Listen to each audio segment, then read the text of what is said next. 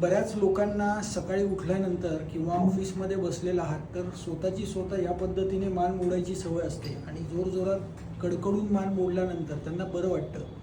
काही लोक दिवसभरात 8 ते 10 वेळा मान मोडतात. तर एक लक्षात घ्या, मान मोडणं हे किती धोकादायक असतं हे तुम्हाला दाखवतो. इकडे बघा, आज एक पेशंट आपल्याकडे 26 वर्षाचा एक मुलगा आहे, तो परभणीवरनं आलेला आहे. इथे बघितलं तुम्ही, मान मोडल्यामुळे इथे ऑपरेशन केलं आणि ऑपरेशन नंतर इथे 2 स्क्रू लावलेले आहेत.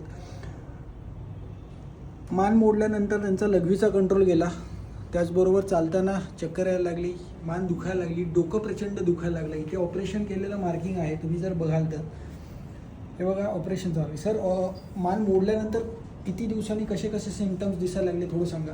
मी मान मोडल्यानंतर माझ्याकडून थोडं जास्त जोर लागला आणि जास्त जोर लागला, इन्स्टंट माझं डोकं दुखायला लागलं. नंतर पेन माझ्या मानेवरती आलं आणि नंतर तसंच खाली उतरत माझ्या पायापर्यंत गेलं. ओके. त्यानंतर मी बऱ्याच ठिकाणी दाखवलं आणि त्यानंतर सर्जरीकडे जाण्याचा मी निर्णय घेतला. ओके. आज सर्जरी ऑगस्टमध्ये 2 वर्ष होतील माझ्या सर्जरीला, पण अद्याप काही रिलीफ नाही. आता सध्या काय काय सिम्पटम्स तुम्हाला होतं ते? आता तर डोकेदुखी आहे आणि shoulder pain, back pain, neck pain.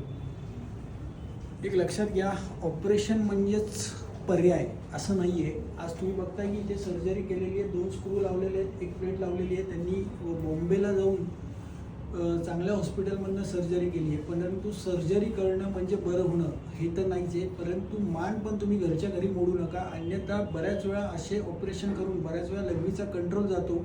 असेच मागच्या 1-2 आठवड्यापूर्वी माझ्याकडे एक मुलगा आला होता की ज्याला लघवी होण्यासाठी कंटिन्युअस कॅथेटरचा वापर करावा लागतो. अशाच प्रकारे मान मोडली होती आणि कॅथेटरशिवाय तिला लघवीच होत नाही.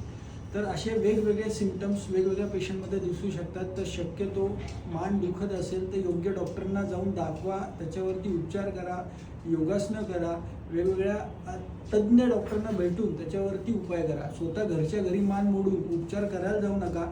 बघा, ऑपरेशन करून आज बिचारा 2 वर्ष वेगवेगळ्या दवाखान्यात त्याला जावं लागतंय आणि वेगवेगळ्या प्रकारच्या ट्रीटमेंट घेऊन अद्यापही त्याला कुठल्याही प्रकारचा फरक पडलेला नाही आहे.